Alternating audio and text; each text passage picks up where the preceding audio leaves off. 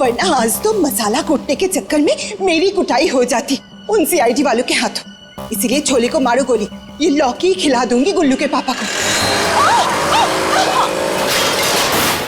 ओह God!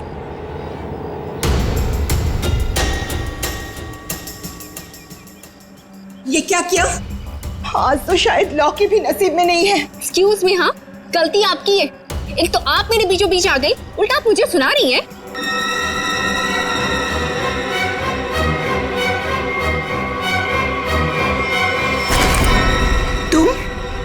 तुमको तो मैंने कहीं देखा है। देखिए, आपका जो कुछ भी नुकसान हुआ है उसके लिए आई एम सॉरी। मैं थोड़ी जल्दी में हूँ। रुक रुक, तुम वही सफाई करने वाली हो ना? रुक, अरे रुक।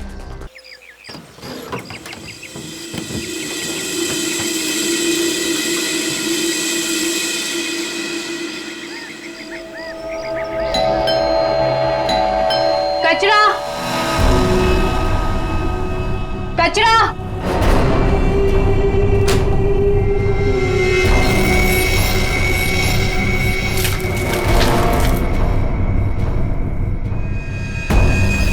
इसको सही जगह फेंकना और संभाल के देना, कोई देखे नहीं। आप चिंता मत कीजिए, मैं सब संभालूंगी।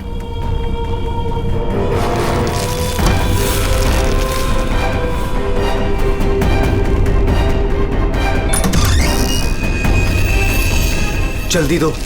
कौन है बेटा? कोई नहीं माँ, कचरा वाली थी।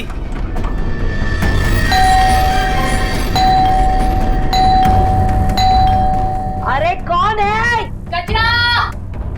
अरे आ रही हूँ। क्या बैग खराब कर देगी? है? तू कौन है? मैडम, मैं ना नई सफाई वाली है। वो क्या है ना, सविता गांव गई है तो उसकी जगह मेरे को रखा है यहाँ पे। ये सेक्रेटरी भी ना इन्फॉर्म ही नहीं करता है और किसी को भी रख देता है काम पे। क्या मैडम, सुबह सुबह चिलम चिली करने का? लाओ, वैसे भी मेरे को 10 और घरों में जाना है। लाओ जल्दी दो। है तेवर तो देखो, जैसे ऑफिस ही जाना है तुझे। चल जा, नहीं देते डब्बा। हाँ हाँ तो मत दे। वैसे भी तेरे कचरे से कितनी बदबू आ रही है। अच्छा, परफ्यूम मार के दूं कचरा तुझे? अरे तो मैं मरी नहीं चाह रही हूँ लेने के लिए। बात तो ऐसे करी है जैसे लगता है कचरा नहीं सोना मांग लिया हो। एक मिनट, कहीं आप वही झगड़ालू औरत तो नहीं जो घड़ी घड़ी सबसे झगड़ा करते फिरते रहती है? हाँ, अरे बहुत किसे सुने हैं आपके बारे में। हाँ ए लड़की, मुझसे सवाल चला रही है तू? हाँ, औकात क्या है तेरी? क्या हुआ? सुबह सुबह ये चिल्लम चिल्ली क्या चल रही है? देखो ना मैडम, मैं ना नई सफाई वाली कचरा लेने के लिए आई थी। वो सविता ना गाँव गई है, उसकी जगह मेरे को रखा है यहाँ पर। मैडम से कचरा क्या मांग लिया? ऐसा लग रहा है कि इसका कचरा बेच करके कोई सोने का महल बना लेगी मैं। बाबा रे बाबा, कितना झगड़ा करती है ये। ओह, तो इसमें कौन सी नई बात है? सबके साथ झगड़ा करना इनकी पुरानी आदत है। आ गई होशियारी झाड़ने। ए सुन, हमारे फटे में टाउन बताना, माइंड योर ओन बिजनेस। चल, देख रहे हो ना कैसे झगड़ा कर रही है ये। वाह वाह, बड़ी आई। Mind your own business. पहले अपने माइंड का इलाज कराओ। सबके नाक में दम करके रखा है अपने रोज के झगड़ों की वजह से। भाभी जी please, I am sorry, I am really sorry. आप अंदर जाइए। शोभा, अंदर जाओ।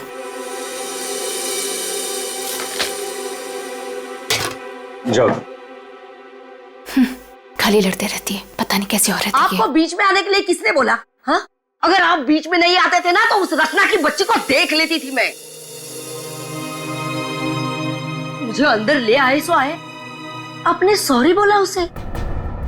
सॉरी बोला? अरे किससे पूछ के सॉरी बोला? हमेशा से गलत काम करते हो, हमेशा से गलत काम करते रहते हो। हाँ हाँ हाँ, सब हमारी गलती है, हमारी गलती है सब। लोग हमसे बात नहीं करते, लोग हमें देख करके दूर भाग जाते हैं, कोई हमें अपने घर में नहीं बुलाते, सब हमारी गलती है। शोभा प्लीज देखो, शोभा इस तरह से बात बात पे लोगों के साथ झगड़ा करना बंद कर दो। देखो शोभा, तुम जानती हो इस वजह से लोग हमारे घर को कितने बदनाम कर चुके हैं, यहाँ तक कि सोसाइटी वाले पुलिस की धमकी दे चुके हैं। अरे वो क्या पुलिस कंप्लेंट करेंगे, मैं खुद पुलिस स्टेशन जाऊंगी और एक एक को ठीक से देख लूंगी। और आप उनकी साइड ले रहे हो? उनकी? आपको अपनी बीवी की कोई फिक्र नहीं है क्या? हाँ, मैं तो हूँ ही ऐसी, झगड़ालू हूँ। मैंने सबकी नींद हराम करके रखी है। और ये बिल्डिंग वाले, ये तो संत महात्मा है ना। बहू, वो लोग भी गलत हो सकते हैं, लेकिन लोगों से बात करने का एक अलग ही तरीका होता है। आइए आइए, पधारिए। अरे मैं तो वही सोच रही थी कि अब तक आप कैसे नहीं पधारी अपने लाडले की तरफदारी करने के लिए। देखिए माँ जी, एक तो वैसे भी इन्होंने आपको मेरे मत्थे मड़ा है, वो भी मुझसे पूछे बिना। मेहमान बनकर आई हो तो मेहमान बनकर रहो घर में। शोभा, माँ से इस तरह से बात नहीं किया करते। तो आप कहो ना अपनी माँ से कि मुझसे बात ही ना करे। अरे पूरा दिन इनकी सेवा करती रहती हूँ, फिर भी ये सब सुनना पड़ता है। बस मॉम बस, सुबह सुबह दिमाग खराब करके रख दिया है। और अब दादी और डैड से कैसे बात कर रहे हो? क्या ये घर दादी का नहीं है? चुप कर, बदतमीज लड़की। बड़ों के बीच में बात करने से अच्छा है कि तुम अपनी पढ़ाई करो। पर तुम कहाँ पढ़ाई करती हो? पूरा दिन इस मोबाइल और लैपटॉप में घुसी रहती हो। ये किसकी फोटो है? कौन है ये लड़का? तेरा बॉयफ्रेंड तो नहीं है? मॉम, जैसे अभी आपने बताया ना कि मैं आपके मामले में इंटरफेयर ना करूं, वैसे आप मेरे मामले भी में इंटरफेयर ना करें तो अच्छा होगा। बदतमीज लड़की, मुझसे जबान लड़ा रही है तू। बड़ों से बात करने का तमीज नहीं है तुझे? अगर मुझसे जबान लड़ाई ना तो याद रखना। हाँ, क्या कर लोगे आप? हाँ, क्या कर लोगे?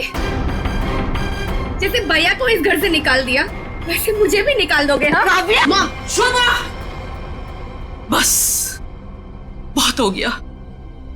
ऐसे किसी जवान लड़की से बर्ताव नहीं किया जाता। माँ, तुम्हें मंदिर जाने में देर हो रहा है ना? चलो मैं तुम्हें मंदिर छोड़ देता हूँ। काव्या, तुम्हें कॉलेज जाना है ना? चलो मैं तुम्हें ड्रॉप करता हूँ। चलो जल्दी चलो। तुझे तो मैं देख ही लूंगी। बहुत बदतमीज होने लगी है आजकल।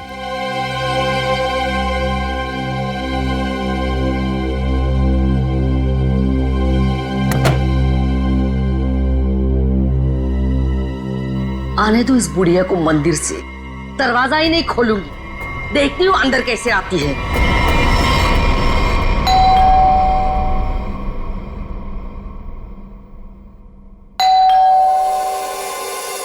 शोभा, दरवाजा क्यों नहीं खोल रही हो?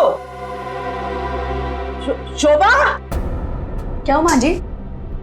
आपने शोभा को कहीं जाते हुए देखा है क्या? क्या हुआ माँ जी? रचना, तूने शोभा को कहीं देखा है क्या? माँ जी, मेरे इतने भी बुरे दिन नहीं है कि मैं उनको देखूं। पता नहीं उसमें भी उनको कोई प्रॉब्लम हो जाए। पर हुआ क्या? शोभा दरवाजा नहीं खोल रही है। अब सर आप जाके सेक्रेटरी को बुला के लाइए ना प्लीज। अभी बुलाता हूँ। शायद वो बाथरूम में नहा रही हो। इतनी देर से नहा रही है? शायद अपना पाप धो रही होगी। माँ जी, आपके पास घर की दूसरी चाबी होगी ना? नहीं है। एक मिनट माँ जी, मैं आपके बेटे मनीष को फोन करता हूँ। हटिए।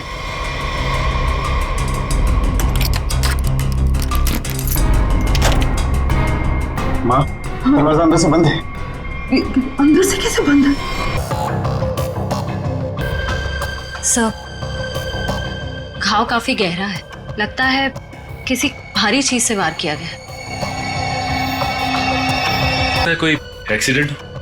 इनका पैर फिसला और किसी चीज से टकरा के गिर गई। हाँ, एक्सीडेंट हो सकता है। एक काम करो, घर में जितना सारा फर्नीचर है चेक करो, उसके कॉर्नर चेक करो फर्नीचर के, और फिर देखो कहीं पर नुकीली चीज है क्या, शायद उससे टकराई हो। सर,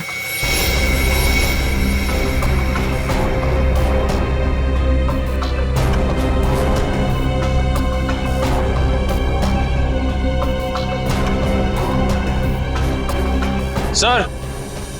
हाँ निखिल। सर टूटा हुआ बांस, और सर इस पे खून भी लगा हुआ है। हाँ,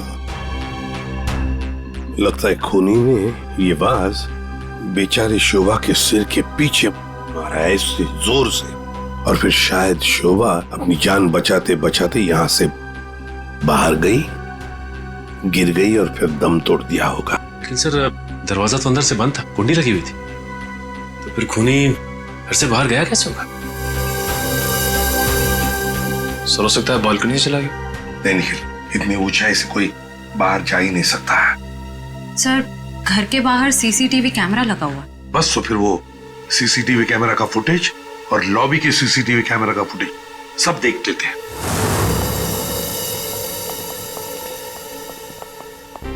मनीष जी, आज सुबह आप, आपकी माँ और बेटी काव्या जब घर से बाहर गई तब शोभा जिंदा थी, है ना? जी सर। मतलब शोभा जी का कत्ल हुआ सुबह 10:30 बजे के बाद में ही।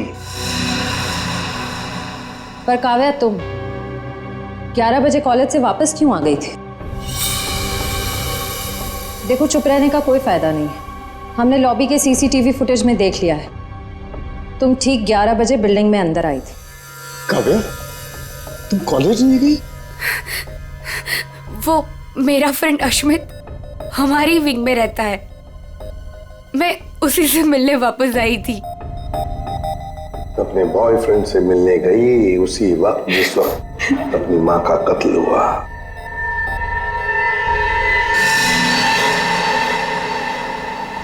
तुम कौन हो? मैं रितेश। रितेश, आपका बेटा? जी सर। पर तुम तो घर छोड़कर चले गए थे। जी, वो मैं घर छोड़कर नहीं गया था, मुझे इनकी पत्नी ने घर से निकाल दिया था। मतलब तुम्हारी माँ ने? यही आदर रखते हो अपनी माँ के लिए? यही संस्कार दिया? जब तुम यहाँ रहते नहीं थे तो किस लिए आए थे यहाँ पर? जी, वो मैं किशोर से मिलने आया था। सर, अगर आपने सीसीटीवी फुटेज देखा होगा तो आपने देखा होगा कि मैं अपने डॉग को बाहर घुमाने लेके गया था। क्या बात है किशोर, जब ये रितेश तुम्हारे घर पे तुमसे मिलने आया तो तुम अपने घर से बाहर कुत्ता घुमाने निकल गए? हाँ सर, वो हमेशा आता जाता रहता है, पर इसमें प्रॉब्लम क्या है? प्रॉब्लम है शोभा जी का कत्ल हुआ है, समझे? चलो, तुम सबकी बातें मान ली। बच्चे बिल्डिंग में आए अपने दोस्तों से मिलने, मगर घर नहीं गए। बिल्डिंग के अंदर बाहर लोग आते जाते रहे, और शोभा जी के घर के बाहर कोई नहीं आया। काश अगर कोई भी, एक भी शोभा जी से मिलने जाता तो शायद आज बेचारी मासूम शोभा बच जाती। सर, वो कोई बेचारी औरत नहीं थी, जैसी औरत थी उसके साथ वैसा ही हुआ। क्या मतलब? माफ कीजिएगा मनीष भाई, सोसाइटी की इज्जत का सवाल है। सर, शोभा जी का सोसाइटी में किसी के साथ भी बिहेवियर अच्छा नहीं था। आए दिन छोटी छोटी बातों में झगड़ा करती थी। इवन सर, आज भी उनका झगड़ा हुआ था। झगड़ा हुआ था? किसके साथ? इनसे, रचना जी से। ओ सर, मैं सर, मैंने उसको नहीं मारा सर। मैंने तो कभी किसी मच्छर को भी नहीं मारा सर। एसीपी साहब, इन सोसाइटी के सारे लोगों को मैं जानता हूं। इनमें से ऐसा कोई नहीं है जो शोभा को इस तरह से मार सके। और शोभा जी का खून तो हुआ है ना, किसी ने तो किया है। अरे तारिका, ये क्या कर रही हो? ऐसा क्या कर दिया डॉक्टर साहब ने? करने दीजिए ना सर, कुछ भला करने जा रही है तो उसे टोकना ठीक नहीं है ना सर? अरे नहीं, मैं जानता हूं अच्छी तरह से। जिस दिन मैं वहां पर लाशों की जगह लेटा हुआ होऊंगा ना, तुम लोग सबको मिठाई बांटने वाले हो, जानता हूं मैं तुम्हारे सारे इरादों के गुब्बारों को उड़ने से पहले ही फोड़ करके दम लूंगा, समझे? हमारी वजह से आप बच गए सालू के साथ, वरना तारिका ने तो आपका सर फोड़ ही दिया था। अरे, मैं तो सिर्फ इनायत कर रही थी। अच्छा, सालू के साथ का सर फोड़ने का? जी नहीं, इस औरत के सर पे किस चीज से बहुत जोर से मारा गया है जिससे इसकी मौत हो गई, ये पता लगाने के लिए। देख सालू के, किस चीज से मारा ये तो हमें पता है, यही मर्डर वेपन है। हाँ, इस पे तो हमें इनका खून भी मिला था जो उस वक्त तक सूखा भी नहीं था। ये लो, बहुत बढ़िया। हाँ? जो भी वहां पर मिला उस पर भरोसा करके आगे सीधे आना, कमाल है, बिना अपना दिमाग लड़ाए। तारिका, कई बार मैं सोचता हूँ अगर हम नहीं होते तो इन लोगों का बेचारों का होता क्या है? ये बात हमें क्राइम सीन पर मिला है। अगर इससे नहीं मारा गया तो फिर इस पर खून कहां से आ गया? क्या अपने आप छल के आ गया है? ये मैं नहीं जानता हूँ, लेकिन हाँ, ये मैं जरूर जानता हूँ कि ये मर्डर वेपन नहीं। और डॉक्टर साहब आप इतने कॉन्फिडेंस के साथ कैसे कह सकते हैं? हाँ, अब आए पॉइंट पर। तो सुनो, इस औरत की मौत हुई है खोपड़ी की हड्डी टूट जाने की वजह से। पर हड्डी टूटी नहीं, चकनाचूर हो गई। और ऐसा तभी हो सकता है जब जबरदस्त तरीके से इस पर वार किया गया हो। बहुत ज्यादा इंपैक्ट की जरूरत होती है।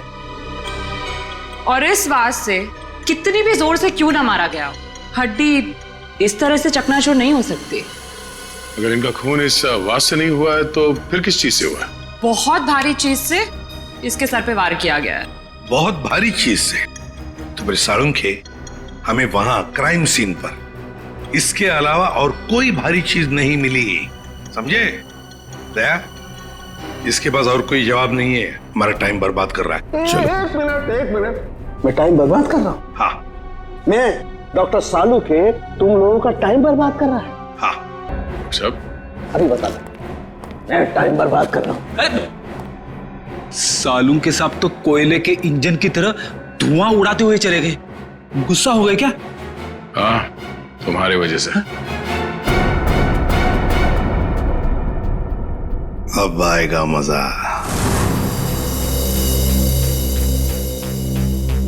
सब कुछ ढूंढ लिया, आप क्या ढूंढेंगे? अपना सर ढूंढो। कहा था ना यार तुमसे, कोई भारी चीज से मारा गया तो भारी चीज ढूंढो ना प्लीज।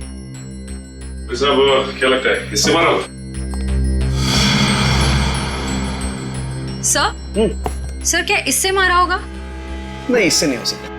सर ये देखिए सर, काफी भारी है सर, इससे मारा होगा। सर पे मार के देखो, अगर सर खुल जाएगा तो मान लेंगे। आपके सर पे कैसे मार? शट अप यार, सालू की क्यों टाइम बर्बाद कर रहा है हमारा? तू बस प्लीज मुझे ढूंढने दो। एक काम करो, आप लोग बैठो, मैं जरा ढूंढता हूँ प्लीज।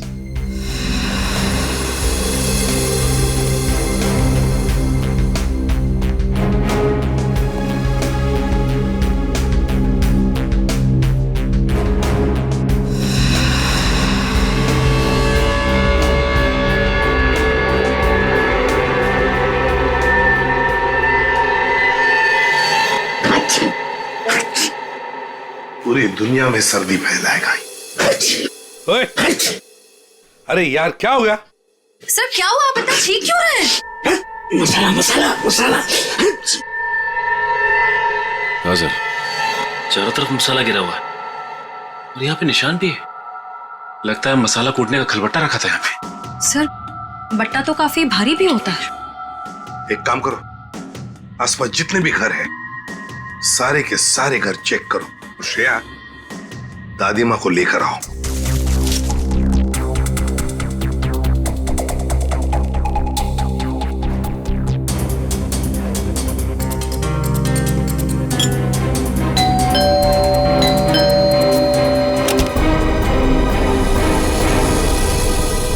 आप लोग?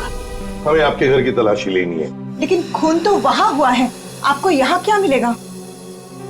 देखिए, आपकी बिल्डिंग में खून हुआ है। क्या आप चाहती हैं कि एक और खून हो जाए? प्लीज हमें अपना काम करने दीजिए। ओके, आइए।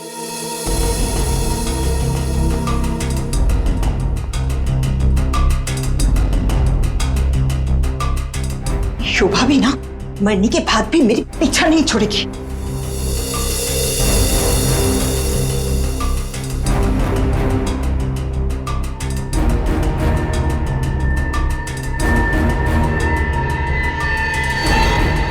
सर, श्रेया। सर ये देखिए। सर ये तो हमारी है। नहीं नहीं, ये तो हमारा है। आंटी जी को कोई गलतफहमी हो रहा है। सर इसके नीचे शोभा का नाम लिखा हुआ है। शोभा? तो क्या आपने इन्हें ये दिया था?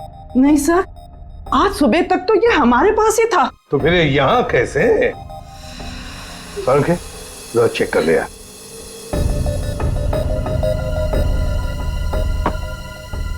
वो क्या है ना सर, मैंने गुल्लू के पापा को छोले खिलाने का वादा किया था।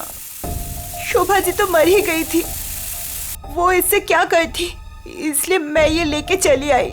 मैंने कोई खून नहीं किया सर, मैं सच बोल रही हूँ सर, मैंने कोई खून नहीं किया। बॉस, इन पर तो कहीं भी खून के ट्रेसेस नहीं। खून का निशान नहीं? मतलब ये मर्डर वेपन नहीं है? मुझे लगता है शोभा ही हमें बताएगी कि उसका खून कैसे हुआ है और किसने किया।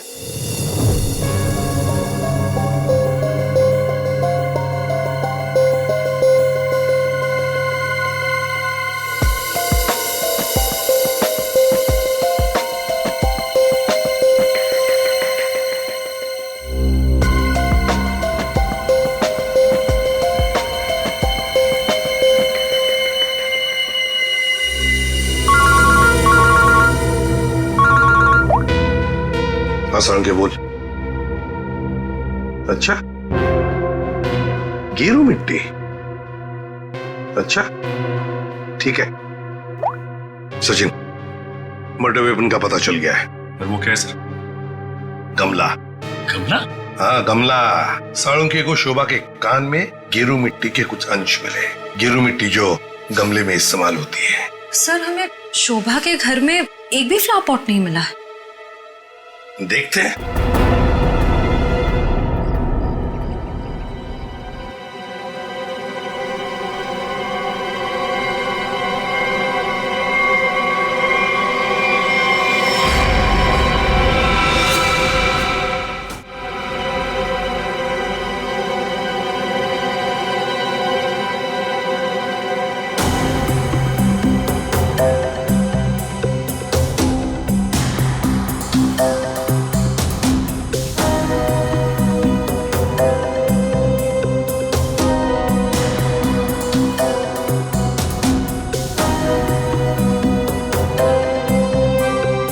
गमला यहीं पर गिरा है। पर सर गमला गया कहाँ? हो सकता है किसी ने साफ कर दिया हो ताकि कोई सुराग न बचे, लेकिन मौत हुई है इस गमले की वजह से ही। लेकिन सर ऐसा कैसे हो सकता है?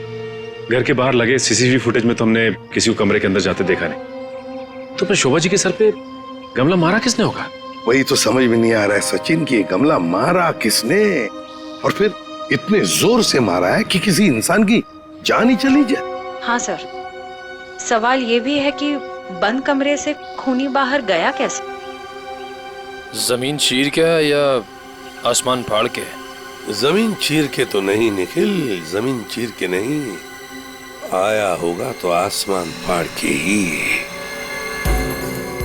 1 2 3 4 5 6 7वीं मंजिल पर शोभा जी रहती है। वो रही उसकी बालकनी, और बिल्कुल उसी के ऊपर है 8वें मंजिल की बालकनी। चलो चलकर देखते हैं।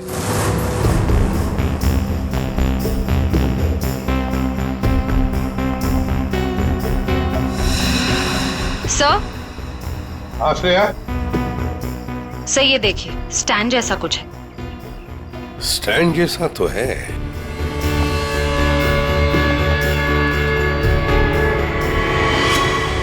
इस गमले का ही स्टैंड है।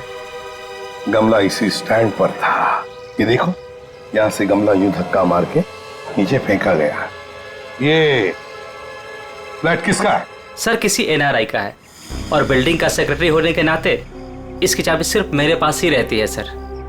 क्या हाल फिलहाल में यहाँ पर कोई आया था? मुझे नहीं पता। तुम्हें पता नहीं? तो फिर इसका एक ही मतलब हो सकता है कि जबकि इस फ्लैट की चाबी सिर्फ तुम्हारे पास ही है, तो इस फ्लैट में भी सिर्फ तुम ही आए होंगे। ये क्या कह रहे हैं सर? मेरे कहने का मतलब है कि फ्लैट की चाबी उन्होंने मुझे दी थी। क्या है सर कि सारे एम्प्टी फ्लैट की चाबी ऑफिस के ड्रॉअर में होती है। एजेंट लोग सर कभी भी आते जाते रहते हैं, तो सर मैं 24 घंटे उनके लिए घर पे थोड़ी ना रहूंगा सर। ये खाली फ्लैट्स की चाबियां ऑफिस में रहती है, ये बात सबको पता है? हाँ, हमारे सारे रेजिडेंट्स और सारे कमिटी मेंबर्स को ये बात पता है। हमारे अलावा कोई भी कभी भी ऑफिस जाकर चाबी ले सकता है। वाह, देखा कितने अच्छे सेक्रेटरी है ये सोसाइटी के, जबकि सारी जिम्मेदारी तुम्हारे ऊपर है। फ्लैट के अंदर कोई भी घुस सकता है, कुछ भी कर सकता है। यहाँ तो एक खून हुआ है, खून, समझे? और ये जिम्मेदारी सिर्फ तुम्हारी है। सर खून तो शोभा जी के फ्लैट में हुआ है सर, इससे इस फ्लैट का क्या कनेक्शन हो सकता है सर? जाइए आप, जाइए नीचे और सबको इकट्ठा कीजिए, सारे रेसिडेंट्स को कंपाउंड में। जाइए जल्दी। जी। सचिन, ये देखो, हम हैं 8वें मंजिल की बालकनी पर और शोभा जी रहती थी 7वें मंजिल पे।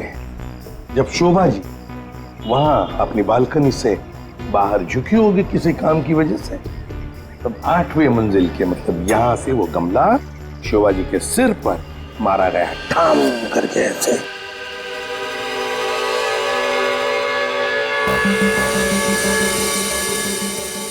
भगवान का लाख लाख शुक्र है, वरना आज तो मसाला कूटने के चक्कर में मेरी कुटाई हो जाती उन सीआईडी वालों के हाथों। इसीलिए छोले को मारो गोली, ये लौकी खिला दूंगी गुल्लू के पापा को। ओह गॉड!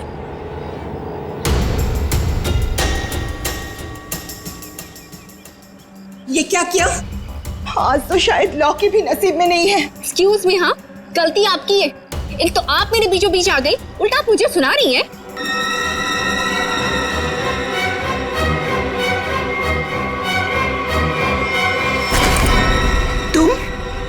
तुमको तो मैंने कहीं देखा है। देखिए, आपका जो कुछ भी नुकसान हुआ है उसके लिए आई एम सॉरी। मैं थोड़ी जल्दी में हूँ। रुक रुक, तुम वही सफाई करने वाली हो ना? अरे छोड़ मेरे हाथ। तेरी वजह से वो शोभा मेरे ऊपर राशन पानी लेके चढ़ गई थी। कौन शोभा? कैसा राशन पानी? मैं कुछ भी नहीं जानती। Excuse me. अरे स्क्वीज तो तेरी आज मैं करूंगी। तेरे जाने के बाद ही शोभा का कत्ल हुआ था। क्या? चल मेरे साथ सीआईडी के पास चल। चल। हमें उस चीज का पता चल गया है जिससे शोभा जी का खून हुआ है।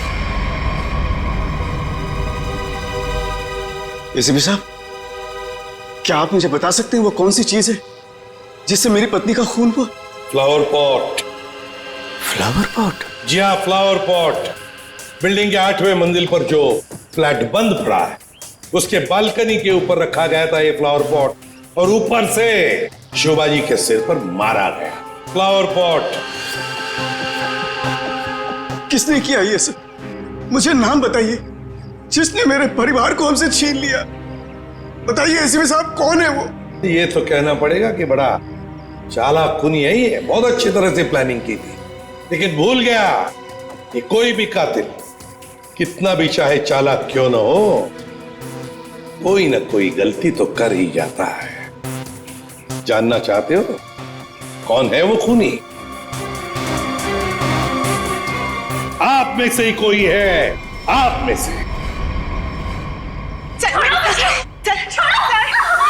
ये सफाई करने वाली है। आज सुबह जब शोभा का खून हुआ था उससे पहले मैंने इसको बात करते हुए देखा था।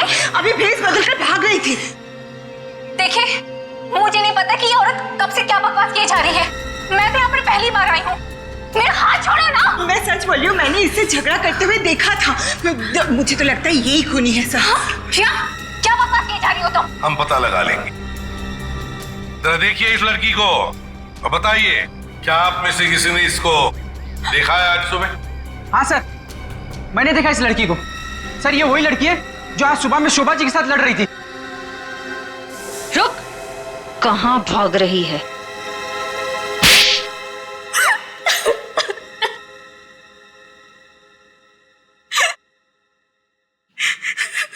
ये सब रोना धोना बंद करो और बताओ कौन कौन है इसके पीछे। तुम्हारे अकेली का काम नहीं है ये, बताओ जल्दी। कौन कौन मिला हुआ है तुम्हारे साथ इस काम में? हैं? क्यों खून किया शोभा का? खून? नहीं सर, मैंने कोई खून नहीं किया। मुझे कुछ नहीं पता, मैं सच कह रही हूँ। जमाना बड़ा बदल गया है सर। इतनी महंगी घड़ी और ब्रांडेड चप्पलें पहन के घूम रही है। यहाँ तो सीआईडी में ईमानदारी से काम करने के बाद पिछले 5 साल में ये वाले जूते पहन पाया हूं मैं। हाँ, सच कह रहे हो फ्रेडी।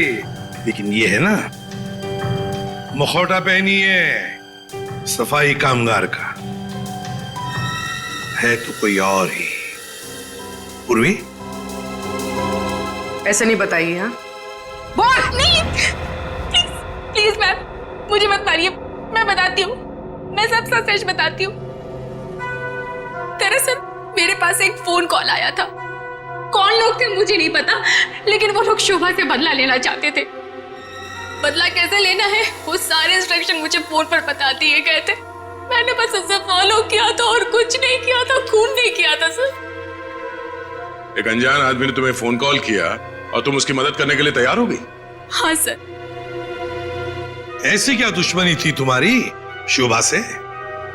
सर शोभा अच्छी औरत नहीं थी, वो बहुत ही घमंडी और झगड़ारू किस्म की औरत थी। सर मैं एक स्टोर में सेल्स गर्ल का काम किया करती थी। मेरे स्टोर में आई वो एक दिन, नेल पेंट दिखाने के लिए कहा। नेल पेंट का ढक्कन जब मैं खोल रही थी तो सर गलती से वो नेल पेंट की कुछ बूंदें उसके साड़ी के पल्लू पे गिर गई थी सर। उसके बाद उसने जो हंगामा खड़ा किया, मैंने उससे माफी मांगी, मिन्नती की कि प्लीज मुझे माफ कर दीजिए, लेकिन उसने मेरी एक बात भी नहीं मानी। मैनेजर के पास चली गई सर। मैनेजर ने मुझे नौकरी से बाहर निकाल दिया। 2 महीने तक मुझे कहीं कोई नौकरी नहीं मिली। घर का किराया तो दूर, खाने तक को मेरे पास पैसे नहीं थे। मकान मालिक मेरे सिर पर चढ़ करके मुझे परेशान करने लगा, कहा कि निकलो मेरे घर से। सर उसने मेरी पूरी जिंदगी तबाह कर दी। फिर मैंने ठान लिया था कि उस शोभा से मैं बदला जरूर लूंगी। इसलिए तुमने कानून को अपने हाथ में लेने का फैसला किया है? सर मैं मानती हूँ कि मुझसे बहुत बड़ी गलती हो गई। प्लीज आप लोग मुझे माफ कर दीजिए प्लीज। ये लो, सब कुछ मान लिया तो माफी मिल गई? ऐसे लगता है तुम्हें? है? तुम्हारी सजा हम कम कर सकते हैं, मगर एक शर्त पर। हाँ सर, मुझे आप लोगों की सारी शर्त मंजूर है। बताइए मुझे क्या करना होगा? तो ये बताओ कि फोन पे एग्जैक्टली क्या इंस्ट्रक्शन दिए गए थे तुम्हें? मुझे बस वो फ्लावर पॉट गिरने के बाद उसे साफ करने के लिए कहा गया था। वो फ्लावर पॉट जैसे बालकनी से शोभा के सर से टकराकर नीचे गिरा तो मेरे पास उसे झट से साफ करके वहां से मैं निकल गई। बस यही किया था मैंने। वो फ्लावर पॉट किसने फेंका था? Flower pot? नहीं, किसी ने फेंका नहीं था। किसी ने नहीं फेंका? ये कैसे हो सकता है? कोई तो ऊपर था फेंकने वाला। नहीं सर, मैं सच कह रही हूँ, वहाँ पर कोई नहीं था। वो फ्लावर पॉट अपने आप गिरा था। कौन था ऊपर? यकीन कीजिए, मैं क्यों झूठ बोलूंगी आप लोगों से।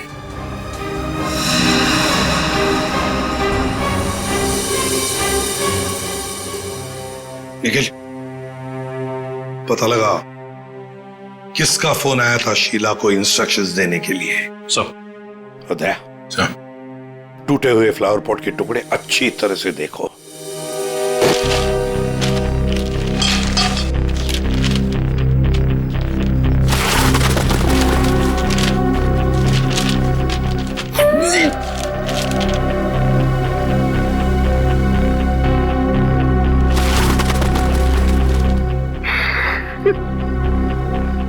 सीआईडी पे इतने साल काम करके यही इज्जत मिली।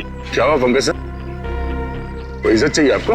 नहीं, वो सर इसमें सिर्फ सड़ा हुआ कचरा है सर, और कुछ भी नहीं है सर। यहाँ पे थोड़ी देर और खड़ा रहा ना तो मैं बदबू के मारे शहीद हो जाऊंगा सर। कुछ नहीं होगा तुम्हें, काम पे ध्यान दो।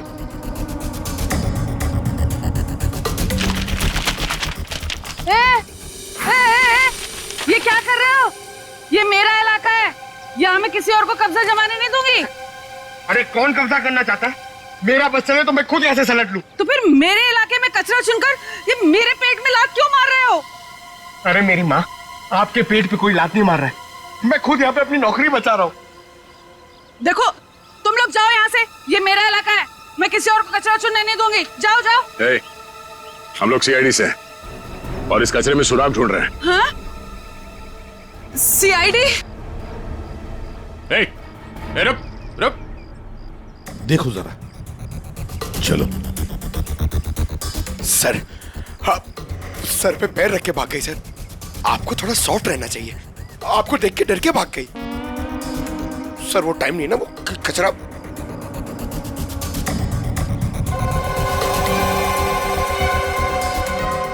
सर, हाँ? ये देखिए, ये कुछ गमले के टुकड़े मिले हैं।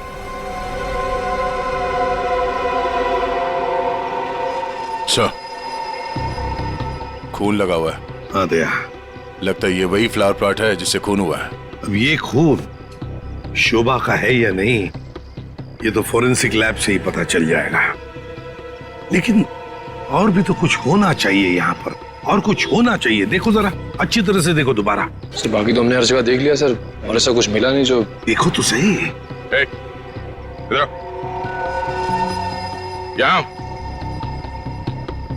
मैंने कुछ नहीं किया साहब, मैं निर्दोष हूँ साहब, मैं निर्दोष हूँ। कुछ नहीं किया तो हमें देखे भागी क्यों? वो साहब बिरजू कह रहा था कि जब भी पुलिस वाले देखो ना तो अपनी जान बचाओ और भागो, पता नहीं फिर कब मुसीबत में फंस जाए। एक मिनट देखो, किसी भी मुसीबत में नहीं फंसोगे तुम। इतना बताओ, क्या सुबह तुमने यहाँ से कुछ कचरा उठाया था? हाँ, घबराओ मत, उठाया था कचरा? हाँ उठाया तो था, इस थैले में ही है। दिखाओ जरा। नहीं मैं नहीं दूंगी, ये मेरी रोजी रोटी है साहब। अरे हमें उसका भजिया नहीं तलना है, हमें सिर्फ ये देखना है कि उसके अंदर क्या है। इधर दो।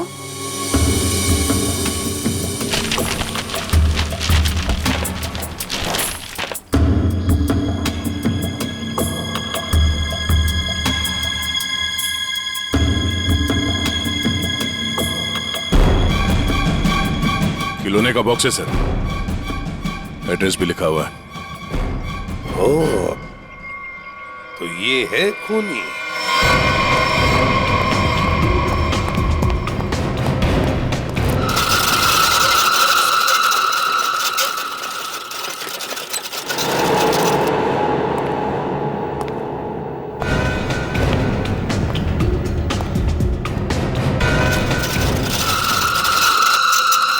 कौन है? कौन है? अरे कौन है यहाँ? सामने आओ। कौन है?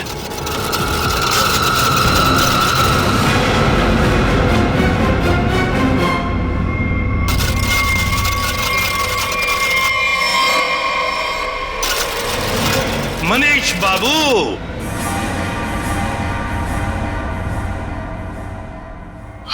हाँ, खिलौनों के साथ बहुत खेल खेल लिए, अब ये तुम्हारा खेल खेलना खत्म। मैंने आगे रास्ता बंद है। मैंने कुछ नहीं किया। अब ये बता, शोभा को क्यों मारा तुमने? मैंने नहीं मारा, मैंने नहीं मारा।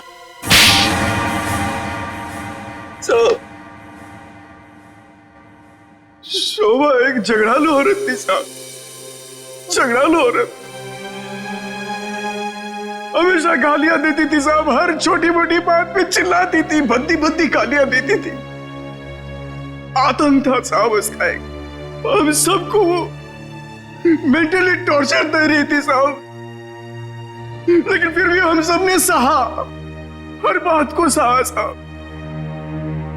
जब तक ये बात घर के चार दीवारी तक थी तब तक तो ठीक था, लेकिन धीरे धीरे ये बात साहब घर के चार दीवारी से बाहर निकल के मोहल्ले तक फैल गया। आए दिन लोग पड़ोसी हमारे पास आते थे कंप्लेंट लेकर के, शोभा ने किसी का झगड़ा किया, मारपीट किया। तंग आ चुके थे साहब, हम लोग तंग आ चुके थे। फिर भी हमने शोभा को समझाने की कोशिश की, मगर वो नहीं समझती थी साहब। हमने तो थक के छोड़ दिया था ये सोचना कि उसे समझाना रोकना हमारे लिए मुमकिन ही नहीं है साहब। बस सिर्फ इसी वजह से तुम लोगों ने उसकी जान ले ली? तो और क्या करता साहब, बताइए आप मुझे। सोसाइटी वालों ने उसे तंग आकर के हमें नोटिस दिया घर खाली करने के लिए। अगर हम घर खाली नहीं करते इस सूरत में वो हमें पुलिस की धमकी दी। अगर ऐसा था तो डिवोर्स दे देते उसे मारने की क्या जरूरत थी? उसकी भी कोशिश की थी साहब, मैंने, मगर उसने मुझे धमकी दी थी कि अगर मैंने उसे डिवोर्स दिया तो वो मुझे कोर्ट में घसीट के ले जाएगी। मेरे ऊपर डोमेस्टिक वायलेंस का इल्जाम लगाकर वो मेरे ऊपर केस करने वाली थी साहब। मैं मजबूर था, कुछ नहीं कर पाया साहब। रितेश, शोभा तो तुम्हारी माँ थी ना? सर, माँ का प्यार इस दुनिया में सबसे बड़ा प्यार होता है सर। पर वो तो सिर्फ अपने आप से प्यार करती थी सर।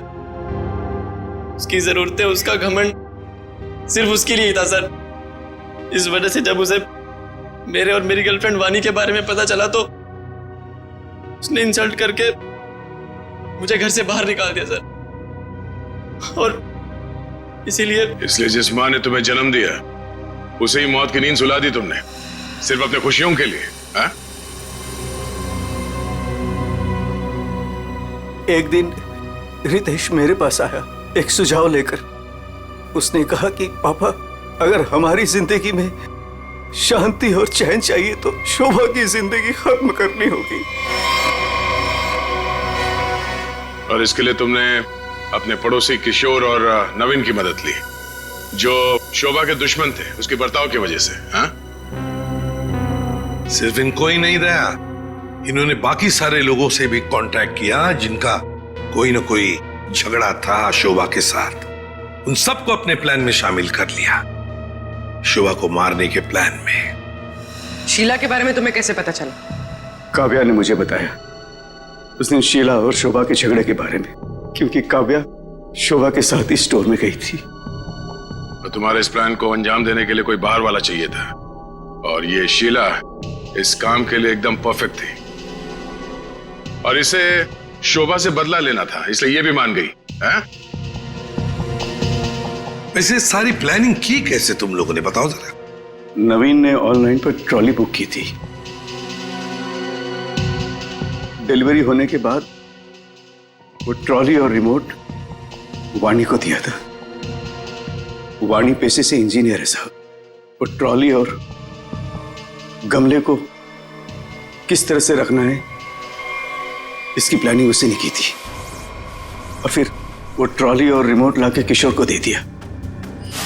और फिर काव्या और रितेश ने मिलकर वो गमले और ट्रॉली को ऊपर बैल्कनी में सेट कर दिया। तुम्हें कैसे पता चला कि ये शोभा बालकनी में किस वक्त आने वाली, कितने बजे? साहब, हर रोज सुबह 10 बजे एक भाजी वाला ठेला लेकर के हमारी बिल्डिंग के नीचे आता है, और शोभा उस पर बैल्कनी में खड़े होकर के खड़ी खोटी सुनाती थी साहब, चिल्लाती थी, झगड़ती थी उससे। बस मुझे उसी मौके का इंतजार था।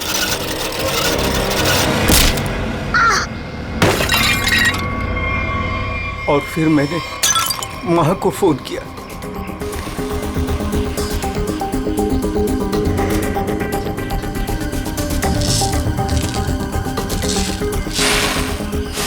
कभी एक बार भी नहीं सोचा कि शोभा के ऐसे स्वभाव के पीछे कोई वजह हो, कोई कारण हो सकता है उसे कोई दिमागी बीमारी हो जिसका इलाज हो सके। नहीं सोचा।